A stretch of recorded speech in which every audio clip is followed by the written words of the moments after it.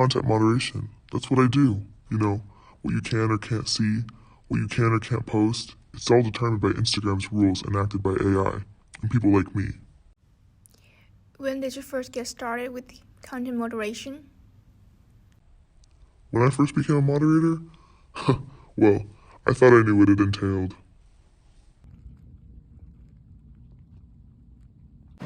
Hi, nice to finally meet you. As well. If you're just gonna follow me this way, we're gonna watch your training video.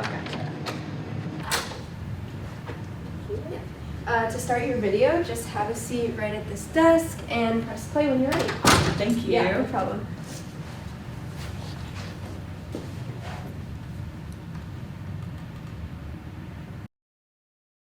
Hi, welcome to your first training session. In this session, we will cover the content moderation process at Meta.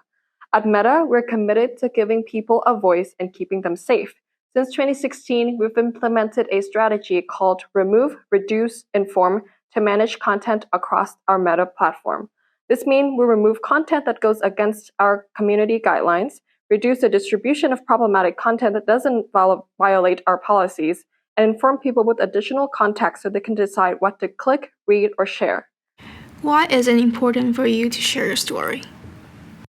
I was one of tens of thousands. My experience is not unique, but I think it's important for people to understand the work that we do day in, day out. Remove, reduce, inform only scratches the surface of what moderation consists of. The nature of our work demands total psychic engagement and commitment.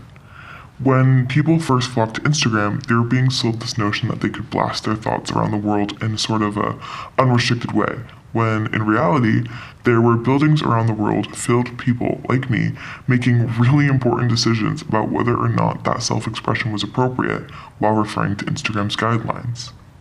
To help with this strategy, we have developed policies called our community guidelines that describe what is and isn't allowed on our technologies. We also collaborate with global experts in technology, public safety, and human rights to create and update our policies.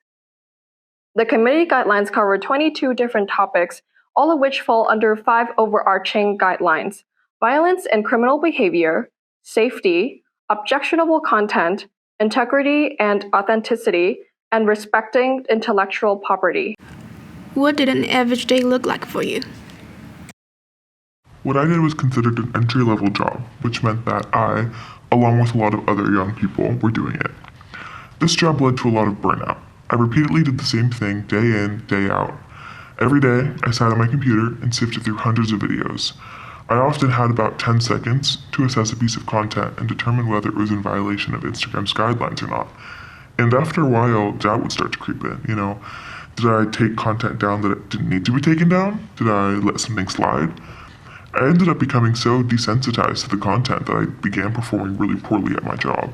In our next session, we'll go into each community guideline in detail, but for now, it's important you know that we enforce our policies using technology such as artificial intelligence and machine learning tools that help us identify and remove a large amount of violating content, often before anyone sees it. We also use human review, which is where you come in. Potential content violation get routed to review teams. Sometimes, this review means simply looking at a post to determine whether it goes against our policies, such as an image containing adult nudity, in instances where our technology didn't detect it at first. In other cases, context is key. For example, our technology might be unsure whether a post is containing bullying, a policy area that requires extra context and nuance because it reflects the nature of personal relationships. In this case, we'll send the post to review teams that have the right subject matter and language expertise to further review. What was going on in your work that was causing this burnout or desensitization? What I was doing was really a frontline decision-making process. I would sit in front of the screen and jack into a queue system that would serve up content to me that someone else, someone like you, might have encountered on the platform and had a problem with. Oftentimes, it wasn't too bad. For example, a picture containing adult nudity that the technology didn't detect. But other times, it was really bad or illegal activity that maybe involved someone being harmed.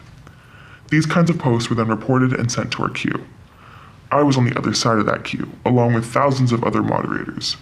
We would look at the content, usually just for a matter of seconds because of the sheer volume, and then we would have to recall Instagram's internal policies about what they allowed or disallowed and apply it to a particular piece of content. And then ultimately, it was a binary decision. This should stay up or this should come down, and it should come down based on these grounds, and then I would be on to the next piece of content doing the same thing again. Sometimes what I would say would be totally not harmful or offensive, but then the next piece would be something very shocking, showcasing, for instance, like abuse or suicide. I was called upon at times to make thousands of these decisions per day on my shift. I tried to develop some sort of emotional armor, but when I started to not let things get to me, I began to feel like a very different person. Well, that sounds very intense. Did you or other moderators face any backlash from removing people's content? Oh, yes. We faced a lot of backlash online from various people who were upset that their content was being taken down. It's hard, really, because we have to make these decisions about what can stay and what has to be taken down, and sometimes it's unfair to people. I understand that. Sometimes we are wrong, I know that, but at the same time, we have these rules and guidelines that tell us what to take down and what can stay, and we have to abide by those and make the best judgment that we can with the information that we have. We partner with companies that employ over 15,000 reviewers who help in doing the job of reducing harm. Our review teams are global and review content 24/7. We have over 20 sites around the world where teams can review content in over 50 languages. Review teams must have language proficiency and cultural competency to do their job well. In relation to cultural competency, we hire reviewers who know and understand the cultures represented across Meta technologies. For example, Spanish speakers from Mexico, not Spain, are hired to review content from Mexico. It's important that reviewers know the specific meaning of words, cultural context, colloquial language, local celebrities, or the latest news stories to have the necessary context about a post and apply our policies accurately. Which working at Instagram did you get some larger sense of how important the issue of content moderation was to them? Yes. On one hand, anyone who was engaged with the practice of content moderation at the company knew how important it was, as it was one of the few sorts of gatekeeping mechanisms that could truly be relied upon. It was one of the areas of business where their employees were truly reflective of the diverse communities that utilized their platform. On the other hand, though, new contractors were constantly being brought in, which we were aware of, and we felt pretty disposable in most cases because of that. I mean, there are over 15,000 reviewers who do this job. These companies talk a lot about complete automation, but from being in the industry myself, that's still far way off. Once again, we at Meta would like to officially welcome you to the team at Instagram. We hope that through this session, you have a better understanding of the content moderation process. Should you have any question, please reach out to your supervisor.